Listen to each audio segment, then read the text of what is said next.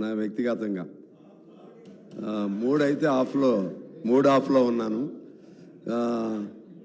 అందువలన అంతకుముందు అన్నీ నేను మాట్లాడుకున్నాయి, అన్నీ చెప్పినాయి. నా ఓపెన్గానే చెప్తున్నాను. ఇక లేదు అనుకుంటే 20 సమ్మక్క సారకుల తర్వాత కాదనుకుంటే ఇక ముఖ్యమంత్రి గారికి ఆ సౌలభ్యాన్ని బట్టి రేపు నడిపిన నాకు అభ్యంతరం. మాటలు తీసేసిందా లేదా?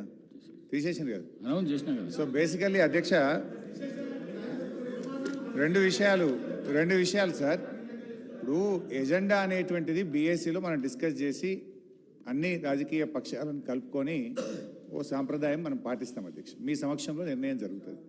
సభ ఒకవేళ ఎక్స్టెండ్ చేయాలనుకున్నా, సభను కొనసాగించాలనుకున్నా, కొత్త అంశాలు ఏదైనా పెట్టాలనుకున్నా మీరు బీఎస్సీ మీటింగ్ పిలిచి మా అందరితో కూడా మాట్లాడి అందరినీ కాన్ఫిడెన్స్లోకి తీసుకొని చేయాల్సి ఉంటుంది అధ్యక్ష.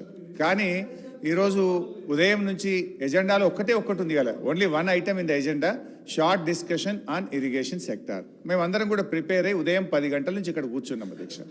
కానీ ఇవాళ మీరు ఇప్పుడు మాకు ఈరోజు అసెంబ్లీ లాస్ట్ అని చెప్పారు. మేము ఈరోజు కూడా లెజిస్లేటివ్ అఫైర్స్ మినిస్టర్ గారిని ఉదయం కూడా కలిసి అడిగాం, శాసనసభ రేపు ఉంటుందా, ఈరోజు డిస్కషన్ ఉంటుందా అంటే ఈరోజే